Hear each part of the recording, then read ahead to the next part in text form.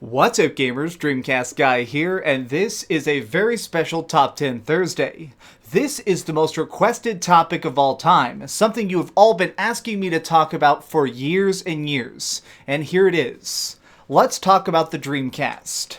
We're going to be counting down the best games ever, because this is a system that deserves a lot of respect. As you can see, my personal one has all these dings and nicks in it, and I love it more because of that. This is a console that I play still to this day all the freaking time, and I've beaten almost every single game ever released for the console. So today, I'm going to try and do the absolute hardest thing of all, and just talk about the best of the best.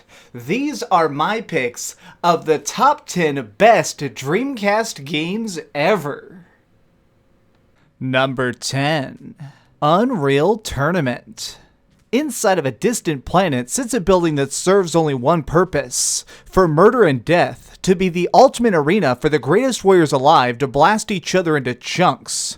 Unreal Tournament was totally groundbreaking upon release because of its relentless pursuit of the perfect shooter gameplay. They didn't bother with cutscenes, bosses, or even really an explanation as to why we're getting into all these battles. Instead, the only goal that matters is winning, and that's actually really refreshing. I was so hooked on this game growing up since I knew that I could put the disc in my console, select Quick Match, and instantly be dropped into some incredibly tight fights. And even now, it is still so fun to go back and melt some faces in space. Number 9. Legacy of Kain, Soul Reaver. There's something deeply enjoyable about a great revenge story. Watching a character get betrayed and then carrying out an elaborate plan to destroy those who wronged him is so satisfying. Our hero Raziel is a creature that's been badly screwed over by his friends, and he's known them for thousands of years. After being blessed with a new evolution of their sacred form first, his brotherhood gets angry and decides to rip off his wings and throw him into a pit of infinite pain. Rather than simply die though, Raziel burns for a millennia, only to wake up as a half-ghost, half-vampire-like being. Now he's able to walk across the lands of both the living and the dead in his quest to murder his old buddies. I love this game for its sharp melee combat and really deep plot. The world of Soul Reaver is so well thought out. Every single enemy has their own motivation, each area has a piece of plot, and there's always something new to learn in your journey to revenge. And honestly, it is downright epic from start to finish. Number 8. Tokyo Xtreme Racer 2. When it comes to really good racing games, I feel like you normally see them come in two different flavors. You either get a title that's super realistic like Forza, or you get a project that's a bit more cartoonish and has arcadey physics like Crazy Taxi. I feel like Xtreme Racer falls somewhere in the middle, providing really tight steering and amazing control, while also giving us an absurd excuse to fly down the highway at hundreds of miles an hour. The premise here is that you're a young driver looking to establish himself in the illegal racing scene. Doing that is going to require you cruise the streets at night, challenging and defeating the top names around. What got me the most addicted to this game is that it doesn't have starting lines or tracks. Rather, every race is based around a health bar.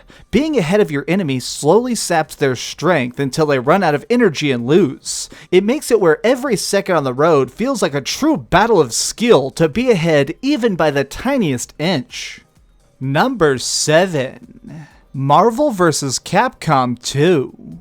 Adding this to my list is certainly no surprise, since almost everyone considers this one of the greatest fighting games ever made. Marvel vs. Capcom 2 invented so many gameplay elements that developers are still trying to copy even decades after it. The ultra-tight combo system, letting us take 3 characters into the arena at once, and the style we pull off ultimate attacks are so finely tuned that other designers have been trying to replicate this and still can't pull it off. What really impresses me to this day is that the roster is so massive. We have access to 56 different brawlers, ranging from Mega Man to Wolverine, and they're all so strangely well balanced. Building out a team and mastering your moveset is so awesome, and this is really a title that got me deep into fighting games originally. It's simultaneously inviting to newcomers while also providing an immense amount of multi-layered systems for hardcore fans to love.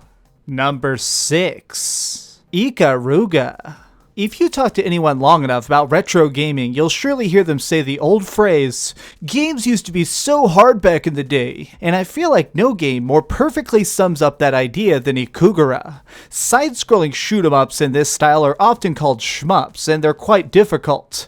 The general theme behind these is very simple to understand though. Just fly through levels, firing shots and dodging bullets. But there is a little bit of a twist to this. Things get very complicated when the entire screen is full of chaotic action. There can sometimes be thousands of pieces of deadly ammo in the air at once, and one tap causes you to explode. Ikaruga did something really interesting though, which is make an absorption mechanic. Your plane can flip from black to white, and depending on your current color, you can soak up those attacks. This makes a crazy dance to shift shades before getting shattered by incoming shots. I'm not normally someone who makes it past the opening stages of a shmup, but for this project, I keep wanting to return in a small attempt to try and make it just a little bit further.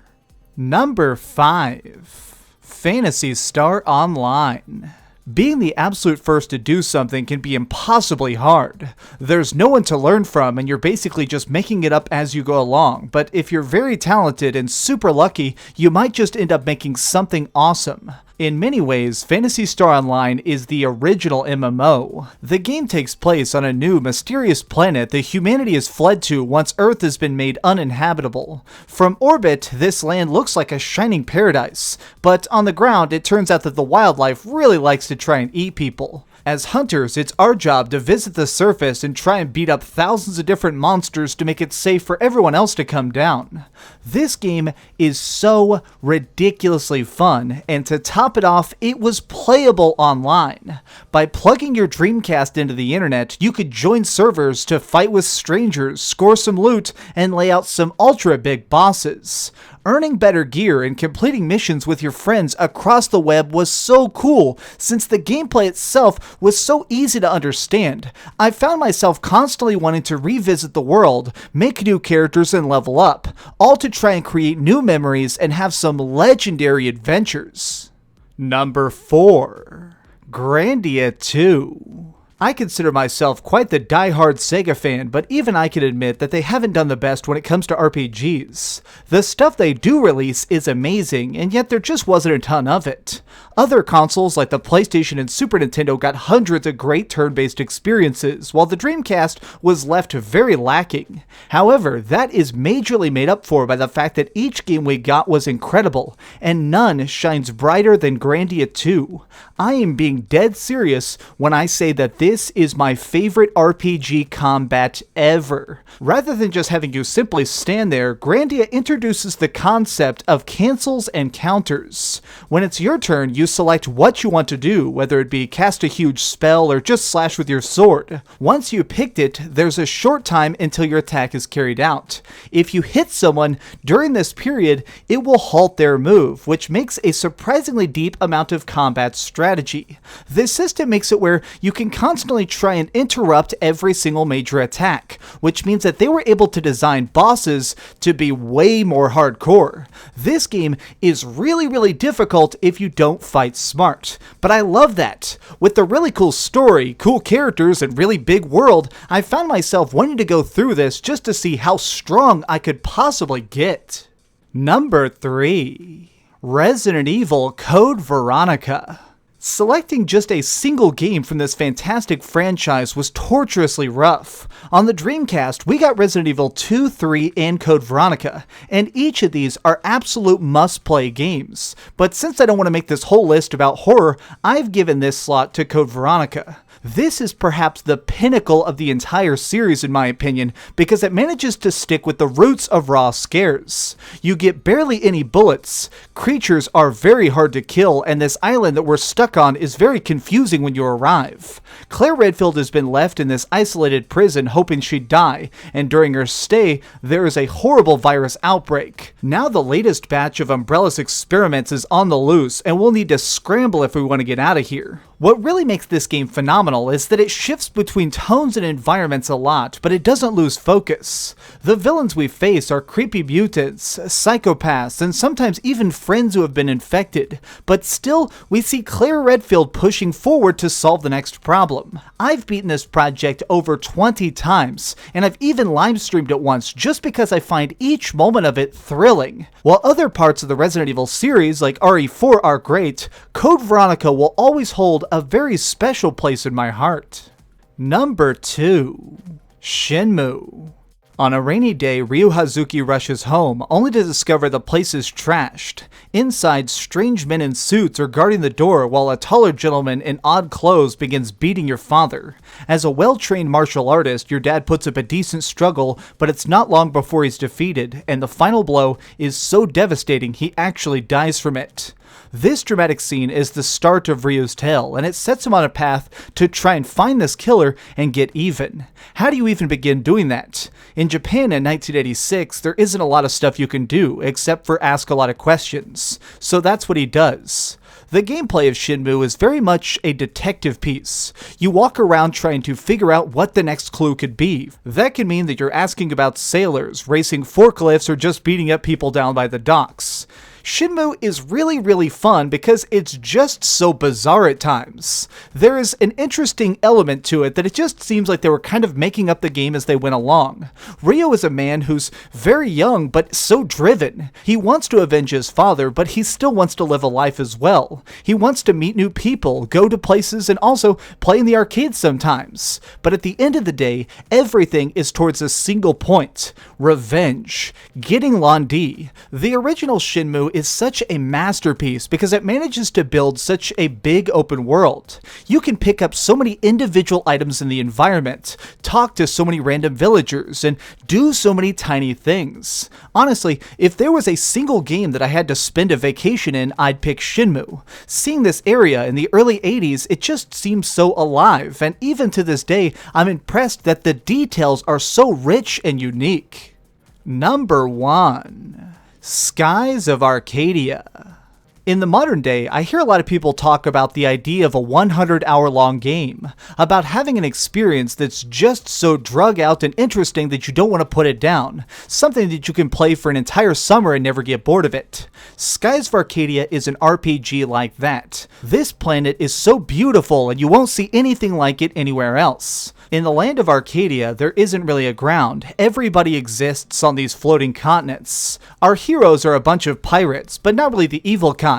They consider themselves merchants for pleasure. They kind of just go on adventures and goof off. However, when push comes to shove, they're always willing to fight to do the right thing. So when the government starts trying to invade, they happily step up to stop them. Now, the reason I'm giving this the number 1 slot all comes down to how amazing the battle system is. When you're in dungeons, it's you and your team trying to make your way through, battling different creatures and figuring out where to go next. There's some light puzzle solving and a lot of magic, stuff to keep you very engaged. However, where this game absolutely melts my brain is when it comes to ship-to-ship battles. Yes, that's right, you are getting in long, dramatic, epic fights against huge cruisers, government agents, and even armadas. Now, what's really cool about this is, as you progress through the game and get to different parts of the globe, you actually fight people from different nations. There's people who have ships that look like they're from ancient China and fight differently than somebody from something with a more European-looking vessel. Now, I love this because it makes it where, as you reach each new territory, you're constantly being challenged in an all-new style. You can't really adapt because the game constantly tries to shift things around. That means you need to constantly figure out new ways to upgrade your ship, that way you can compete. Whenever I'm having a craving for some really complex, epic freaking combat, I always pick this game up. In fact, I have a memory card with several different save points of my favorite boss fights. That way anytime I can go right back to the moments that mean the most to me. For its fantastic art, really glorious world, and combat that is truly something worth talking about, I award this my pick as the absolute best Dreamcast game. Did your favorite game not make the list? Got an idea for a future top 10? Leave it in the comments down below. If you enjoyed this video, please give it a thumbs up, share with your friends, and subscribe if you haven't already. But do me the biggest favor of all and keep dreaming. This was such a difficult video to write because picking just 10 was just so ridiculously hard. I mean, seriously, I wanted to talk about Silver and Record of the Lotus War and freaking Power Stone, but I managed to narrow it down to just 10. I could probably make a top 100 games and still have trouble though. So seriously, if you have never played a Dreamcast, do yourself a favor and buy this. They go for about $40 and you won't regret it. I still play mine all the time and I love it. Obviously, I have it printed on my hat, but still, thank you Sega for making something that changed my life. Oh, hey, I was just playing a little bit of Grand Theft Auto on my Darth Vader PSP. Are you curious what I'm going to come out with next? Well, if you click this button, you'll be subscribed to be the first to know. Also, if you click over here and here, you can see my latest review and my latest top 10. I promise, it was super good. Or it was really bad and I'm sure you can just make fun of me in the comments. Either way, it'll be a lot of fun. Thanks so much for watching.